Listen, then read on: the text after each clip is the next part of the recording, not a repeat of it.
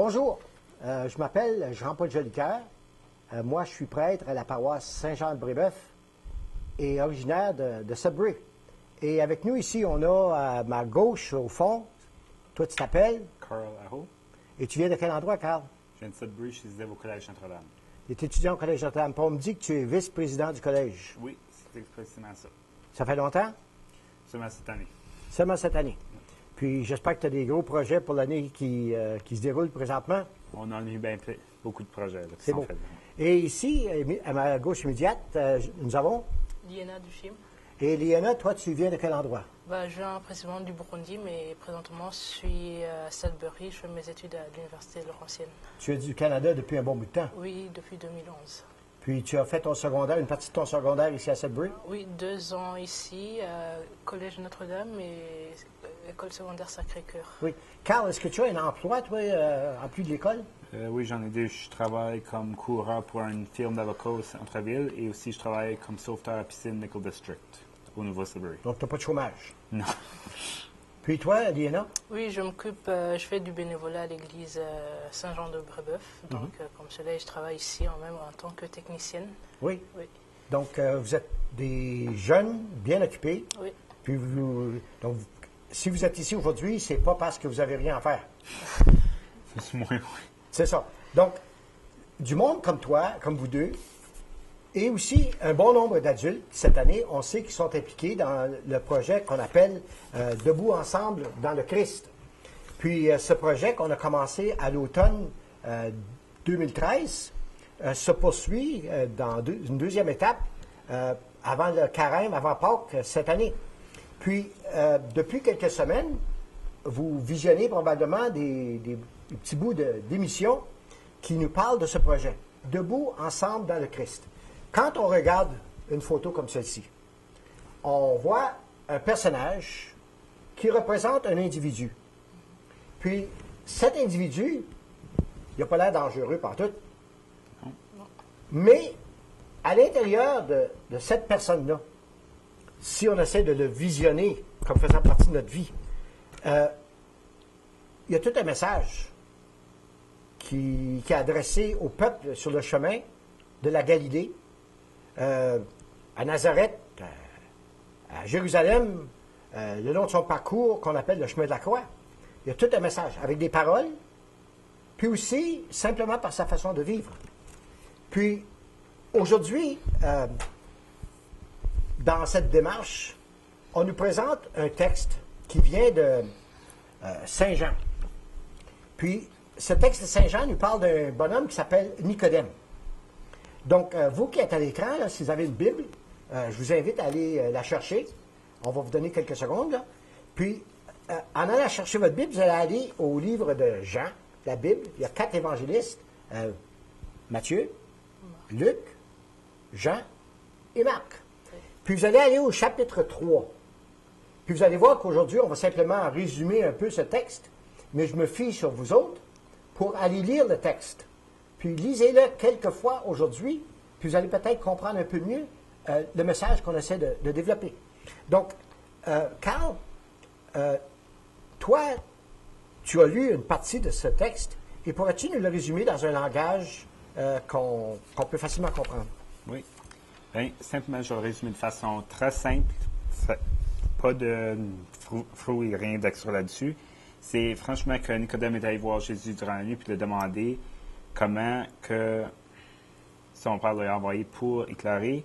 Et simplement, Jésus avait dit de renaître, comment. Et Nicodème ne connaissait pas comment le faire, mais il a appris rapidement après que c'était en renaître dans son esprit, de revenir en vie dans l'esprit de Dieu, de revenir avec la lumière, de revenir heureux, tout, plus ou moins.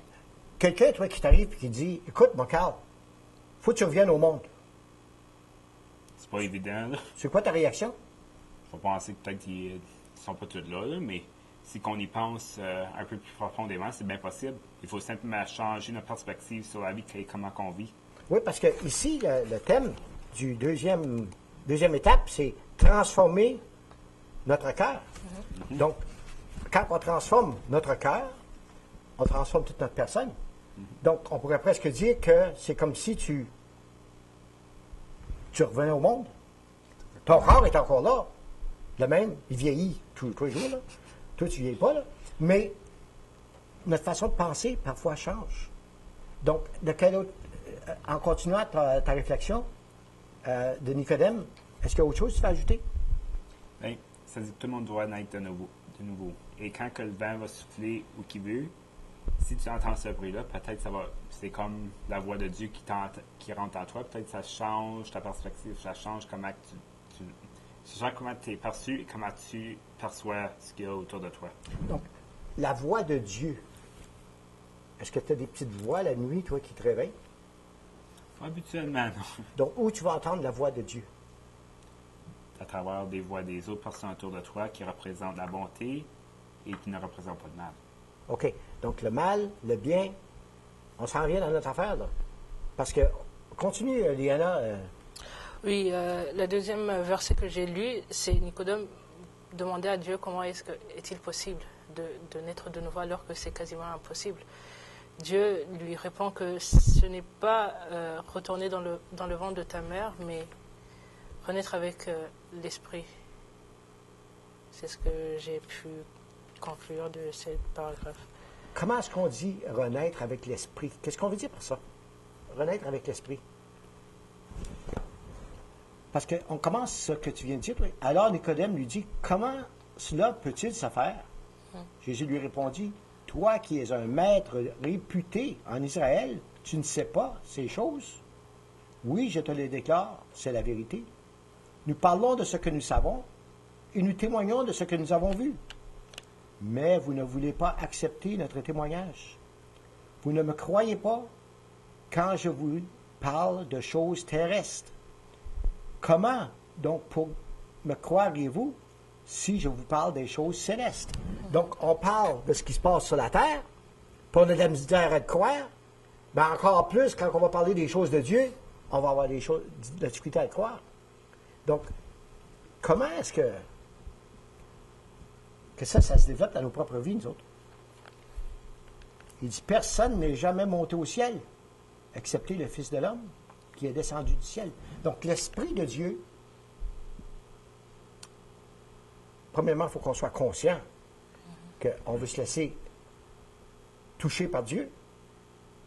Donc, si tu veux te laisser toucher par Dieu, tu vas fréquenter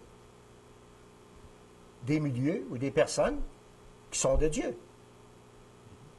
Parce qu'on peut parler de la lumière ici, là, puis on peut parler de la noirceur. On peut éteindre les lumières ici, puis être dans la noirceur.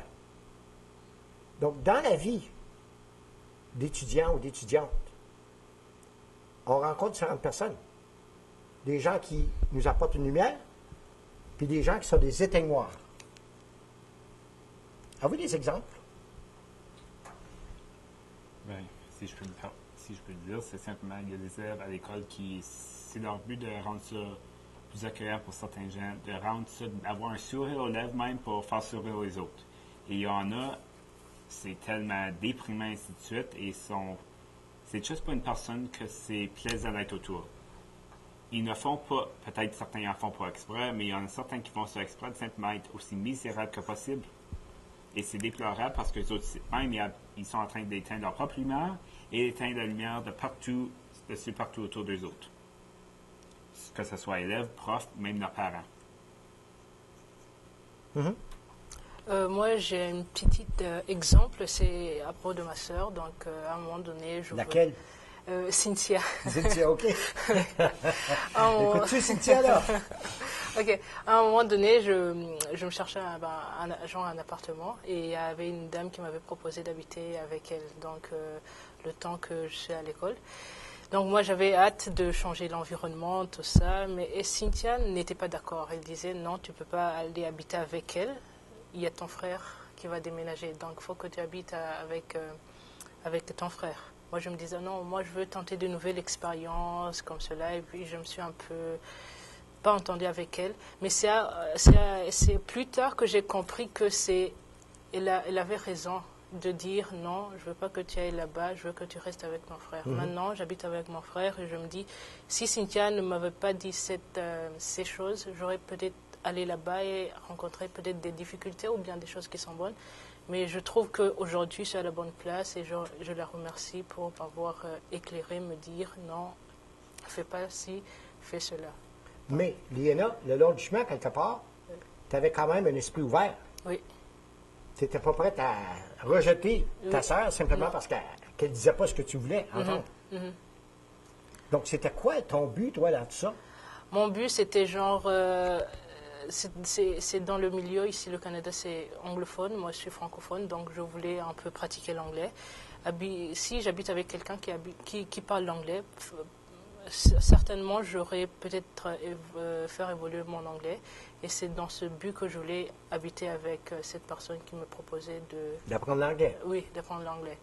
Mais Cynthia m'a dit, Liena, tu peux apprendre beaucoup de manières d'apprendre l'anglais. C'est pas forcément d'habiter avec quelqu'un que tu connais pas, quelqu'un que tu n'as même pas jasé avec lui pour comprendre. C'était dans cette direction. L'anglais, ça va venir. Oui. Mais ce qui est important comme c'est là, c'est la sécurité. En même temps, que tu sois dans un milieu où tu peux t'épanouir, tout en étant avec ta famille. Oui, Puis, tu vas avoir du temps en masse pour apprendre l'anglais. oui, Parce que nous, du nord de l'Ontario, à un certain moment, on a appris l'anglais sur la rue. C'est pas nécessairement à l'école. oui. Donc, c'est facile. On est entouré de ça, on baigne là-dedans. Donc, puis en parlant de baigner là-dedans, tu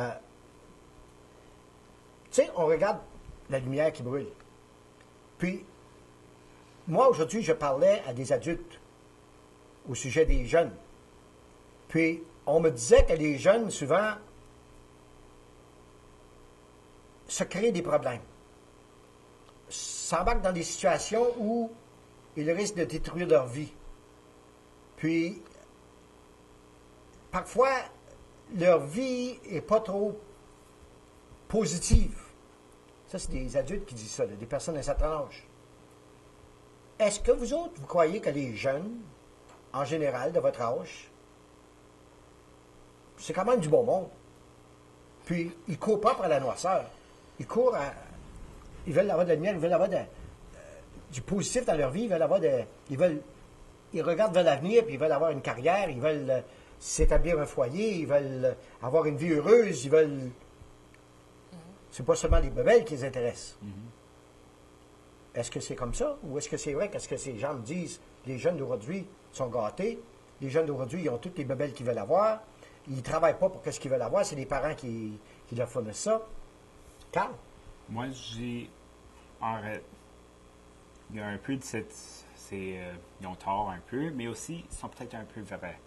Mais ceux qui sont vrais, ce n'est pas nécessairement la faute du jeune, c'est comment le jeune a été élevé.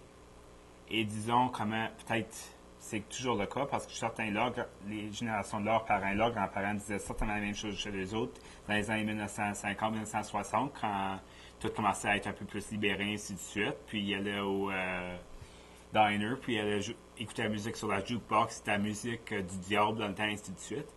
Pas pour les dénoncer, mais c'est juste que chaque génération va vivre cela. Chaque génération qui est venue avant nous va avoir une perspective différente sur la génération parce que c'est pas la même génération. Tout le monde change.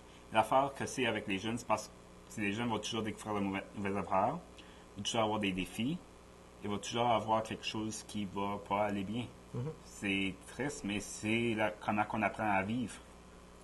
Donc, toi, vous deux, avez-vous rencontré des personnes dans votre vie qui vous ont aidé parfois? Toi, tu as parlé de Cynthia qui t'a empêché de peut-être prendre un chemin qui aurait pu te causer des problèmes. Puis, ta sœur, plus âgée, croyait que ça serait mieux de vivre avec la famille. Tu n'as pas contesté ça, mais tu as réfléchi. Oui. Tu as pensé. Avez-vous des personnes dans votre vie qui vous ont amené à être comme vous l'êtes aujourd'hui? Des personnes qui réfléchissent, des personnes qui pensent, des personnes qui vous ont peut-être montré comment prier, puis comment prendre le temps de lire la Bible. Hey, trouve-moi d'autres jeunes aujourd'hui qui sont assis comme vous autres, là, puis qui regardent la Bible, qui regardent la parole de Dieu. Pour moi, Jésus, c'est un témoin. Il m'a dit, le bonheur est possible, mais le chemin n'est pas facile. Quiconque fait le mal déteste la lumière, mais celui qui obéit à la vérité vient à la lumière, afin qu'on voit clairement que ses actions sont accomplies en accord avec Dieu. Si on parle de la justice dans la Bible, ça veut dire ajuster notre vie à la pensée de Dieu. Être en relation avec Dieu, en vivant dans les pas de Jésus. Vous autres, qui vous a amené à voir la vie à la lumière de Jésus? Moi, je dirais que la première personne, c'est ta mère. Ta mère, elle a plus d'expérience. Peut-être au départ, tu ne peux pas comprendre ce qu'elle te dit. C'est après que tu vas réaliser. Tu vas te dire... Toi, tu viens de dire quelque chose d'important. Au début, tu ne peux pas comprendre ce que ta mère veut te dire. Oui. Mais, avec le temps... Tu vas comprendre. Et tu vas te dire, elle m'a aidé elle m'a porté la lumière, tout ça. Carl? Moi, je dis la famille en général m'a toujours aidé à regarder garder le bon chemin. Toujours très... Pas pour dire qu'ils étaient stricts avec moi ou rien, mais c'était juste qu'ils m'ont montré comment on vivait, comment avoir du savoir-vivre, du savoir-faire, toutes les bonnes qualités, et aussi la plupart de mes professeurs.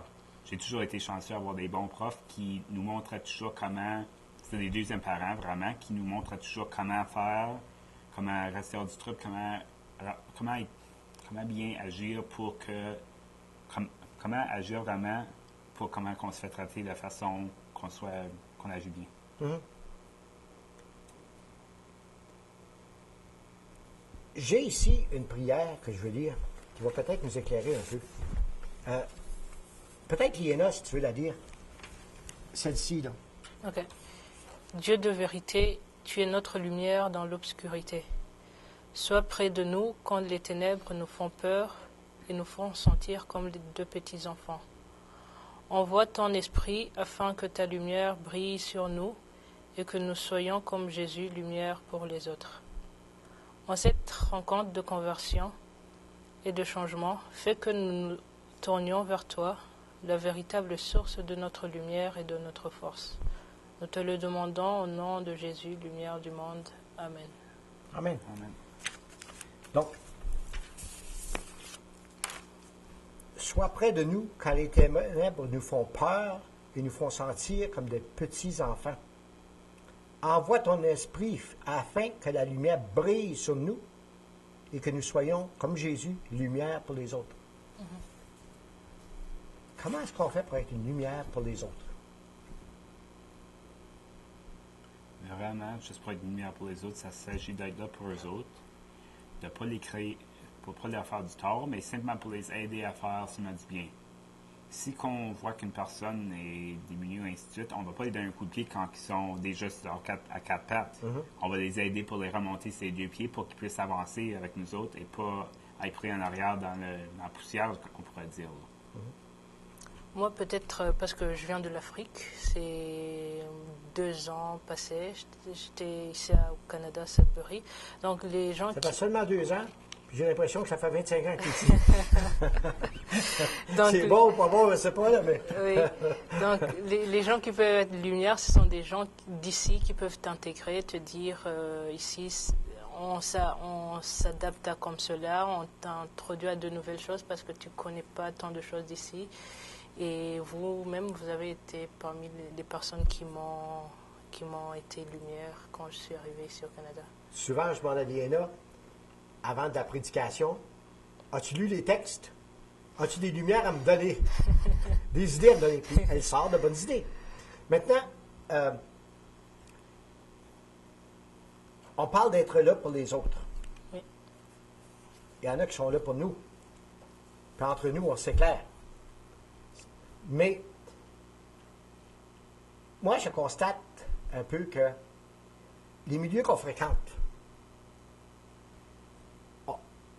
ont tendance à vouloir nous montrer un peu comment respecter les gens. Tu as ça à l'école. Mais je remarque maintenant qu'il y a beaucoup de commerces qui existent dans les centres d'achat dans les fast-foods, où la personne qui est là, qui sert, puis la majorité du temps dans les magasins maintenant, au centre d'achat, c'est des jeunes. Je vais chez Tim Hortons, c'est des jeunes. Je vais chez McDonald's prendre mon cappuccino à 7 heures le matin, c'est des jeunes. Puis, AEW, ça m'a frappé. Je ne fais pas un commercial pour AEW, mais je vois que les dirigeants de ces boutiques ont des programmes de formation et d'entraînement pour que les jeunes soient très respectueux envers la clientèle, soient à l'écoute de leurs besoins, soient là pour les servir d'une façon où les gens vont revenir, puis vont se sentir chez eux. Il y a un esprit qui se crée dans ces boutiques. Puis l'autre jour, j'étais assis justement chez AEW, puis je regardais les jeunes fonctionner, puis je regardais le patron qui les avait entraînés. Puis le patron, il était aussi jovial, puis aimable, puis il y avait un esprit là-dedans. Je regarde le pape, François. On vient de célébrer un an, là, comme pape. Il ne se dit pas pape, il se dit l'évêque de Rome. Lui, un peu comme mon gérant de AEW, là, j'ai l'impression qu'il est en train de dire à l'Église, vous autres, moi, tout le monde, c'est là, même le réalisateur qui est assis là-bas dans la ville de Sirois, là, qui est au contrôle. Le pape est en train de nous dire, écoutez, il faut qu'il y ait une âme, il faut qu'il y ait un esprit, il faut qu'il y ait un goût de vivre dans l'Église qui va permettre aux gens de se sentir confortables là. D'après vous autres, debout ensemble dans le Christ, c'est bien beau, mais tu es le corps du Christ, tu es le sang du Christ.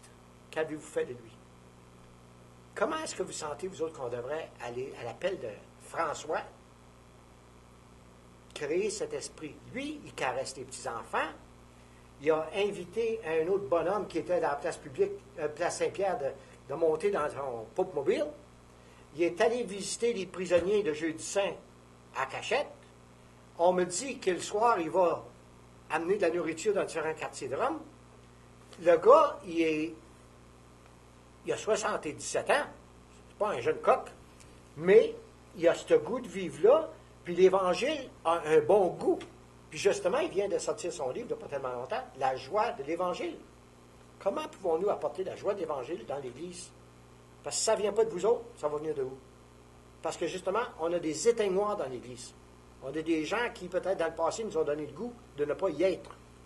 Puis aujourd'hui, le pape François a dit, venez, n'ayez pas peur. Jean-Paul II a commencé sa papauté en disant, n'ayez pas peur. Puis l'autre, lui, il nous montre comment ne pas avoir peur. Il y a des risques. Comment est-ce que vous autres, vous croyez que l'Église devrait être plus accueillante pour que les gens se sentent chez eux, pour venir vivre avec le Christ? Carl? Bien, plus ou moins, moi, je dirais, c'est simplement puisque possiblement s'adapter un peu plus aux besoins des gens. On voit certains curés, églises et instituts sont beaucoup moins prêts à s'adapter, mais je trouve le problème, c'est qu'il y a là un peu de confusion, disons. Parce que à chaque fois qu'on va à la messe, ça semble se rendu différent. Avec les curés, que ça fait différent à cause des ordres de Rome, avec les évêques, c'est difficile à tout décortiquer parce que ça change tellement vite. Et je trouve juste le problème, c'est que l'Église change en certaines façons, mais peut-être qu'elle va changer en différentes méthodes. Comme disons, la manière que, au lieu d'être plutôt certaines messes un peu plus déprimantes, ça devrait être un peu plus une célébration. Parce que lorsqu'on célèbre vraiment, c'est beaucoup plus le plaisir et tout le monde est un peu plus porté à se rendre là pour écouter la parole. Puis, en ayant du plaisir, bon, même pour se rendre compte, ils vont entendre la parole et peut-être ça va les pousser à devenir les meilleures personnes. Toi, il est là, avec toutes tes expériences. Là. Oui. Je dirais avoir beaucoup de la chorale, surtout des chorales de gens qui sont plus jeunes. Comme vous le faites à l'église, vous avez la liturgie des enfants. Les parents peuvent voir, oh, dans cette église là-bas, il y a une petite prière pour les enfants. Peut-être que je devrais amener mon enfant qui participe. Donc ces genres de petites choses peuvent inciter à des personnes à venir à la célébration. Peut-être ils peuvent venir pour juste voir comment ça se déroule, mais par après ils peuvent ils peuvent être touchés par la parole, l'évangile. Et ça commence par peut-être apporter leurs jeunes pour qu'ils s'intègrent. Et à la fin, tu vois que les parents aussi ont été, je peux dire, addicted à venir à l'église. Parce que le pape disait tout récemment que faut pas que l'Église ait une face de carême. Il faut que ce soit un carême joyeux. Il ne faut pas que l'Église sente mauvais. Il faut qu'elle sente l'Évangile. Puis l'Église, c'est toi, c'est moi, c'est nous tous. Donc, en regardant debout ensemble dans le Christ, cette réflexion nous emmène à partager notre foi, partager nos croyances, partager notre façon de vivre, puis nous apporte aussi à reconnaître que faire partie de l'Église, c'est court. Faire partie de l'Église, c'est pas quelque chose de terrible. Faire partie de l'Église, c'est d'être des porteurs de la lumière. Puis bientôt, vous allez vous retrouver à Pâques. Puis je vous invite, si vous avez la chance, dans une de vos églises, d'aller à la Vigile pascale, puis assister à la célébration de la lumière.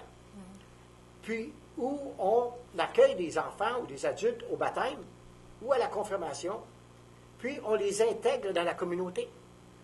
Puis, à la Vigile pascale, on voit justement que la lumière est vraiment le Christ Jésus qui nous guide à travers des noirceurs qu'on peut rencontrer.